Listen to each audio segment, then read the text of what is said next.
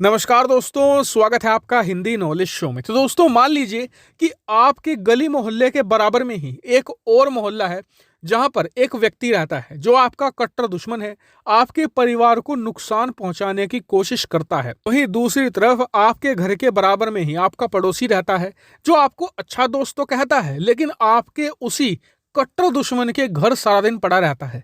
और जब उसे मुश्किल पड़ती है, जब उसे दिक्कत आती है, तो वो भागकर आपके पास आता है और आपसे कहता है कि मुझे भारी भरकम पैसे दो, अगर नहीं दोगे तो आपका जो दुश्मन दूसरे मोहल्ले में रहता है वो मेरे घर की कुछ जमीन कब्जा लेगा और फिर वो आपका पड़ोसी बन जाएगा और आपको रोज तंग करेगा। अब आप मुझे बताइए कि आप ऐसी सिचुएशन में क्या करेंगे? क्या आप अपने पड़ोसी को पैसे देते रहेंगे ताकि आपका दुश्मन आपसे दूर रहे? कमेंट करके जरूर बताइएगा। लेकिन अब आप सोच रहे होंगे कि मैंने आपको इतनी बड़ी कहानी क्यों सुना दी, तो इसके पीछे कारण है। दरअसल जो आपका वो पड़ोसी है ना, वो श्रीलंका है। आप खुद भारत हो और दूसरे मोहल्ले में रहने वाला आपका दुश्मन जो आपके परिवार को नुकसान पहुंचाने की कोशिश कर रहा है वो चीन है। और भारत इस डर से कि कल को चीन भारत का पड़ोसी ना बन जाए, श्रीलंका में जमीन ना कब्जा ले, श्रीलंका को लगातार कर्ज पे कर्ज दिए जा रहा है।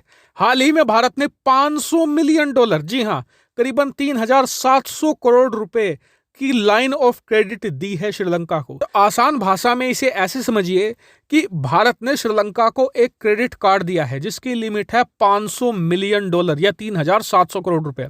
अब इस $500 मिलियन से श्रीलंका भारत की कंपनियों से एनर्जी इंपोर्ट करेगा, मतलब कि पेट्रोल, डीजल, इसके अलावा यहाँ पर दूसरी ऐसी चीजें जिनसे कि श्रीलंका बिजली बना सके।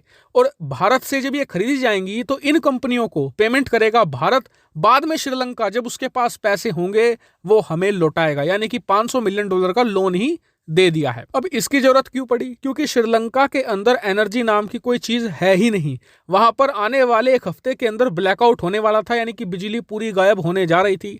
ऐसे में भारत ने ये श्रीलंका को बेल आउट कर दिया है।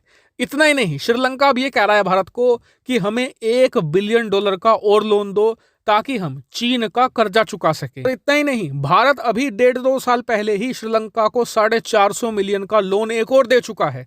यानी कि श्रीलंका भारत से लोन मांगे जा रहा है और भारत देता जा रहा है। क्यों? क्योंकि डर यह है कि अगर श्रीलंका यहाँ पर चीन का कर्जा नहीं चुका पाया तो श्रीलंका को अपने बड़े बड़े बंदरगाह, अपने बड़े बड़े एयरपोर्ट और महत्वपूर्ण प्रतिष्ठान 99 साल की लीज पर चीन को देने होंगे।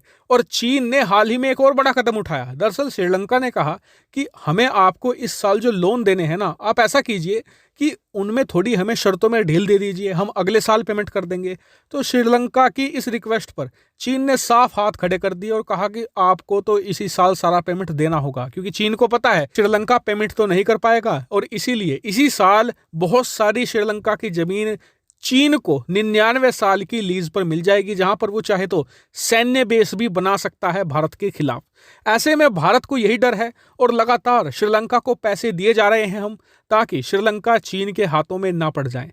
लेकिन सवाल उठता है कहां तक, क्योंकि श्रीलंका पर तो अरबों डॉलर का कर्जा है। और उससे भी बड़ी समस्या यह है कि जब भारत इनका कर्जा कुछ समय के लिए उतरवा देता है, 1-2 किस्तें दिलवा देता है, तो फिर सारे श्रीलंका के नेता जाकर चीन की गोद में बैठ जाते हैं। तो जैसे जैसे दूसरी किस्त की तारीख नजदीक आती जाती है, ये दोबारा फिर से भारत को ब्लैकमेल करना शुरू कर देते हैं, दोस्ती की दुहाई देना शुरू कर देते हैं। और इसके ऊपर से जो भारत इन्हें पैसा देता जाता है ना, उसके रिटर्न आने की कोई भी गारंटी नहीं होती। वो तो ऐसा हो गया जैसे कुएं में डाल दी हो पैसे। और इसीलिए मैं एक बार फिर से आपसे पूछता हूं कि क्या भारत को श्रीलंका को पैसे देने चाहिए या नहीं? क्योंकि श्रीलंका की बहुत सारी जमीन पर तो चीन का वैसे भी कब्जा हो ही चुका है, जैसे कि हम्बनटोटा पोर्ट चीनी सेना के हाथ में पहले ही पड़ चुका है। हालांकि पूरी सिचुएशन को आप कैसे देखते हैं कमेंट करके जरूर बताएगा, साथ ही वीडियो को शेयर कीजिएगा। फिलहाल इस वीडियो में इतना ही।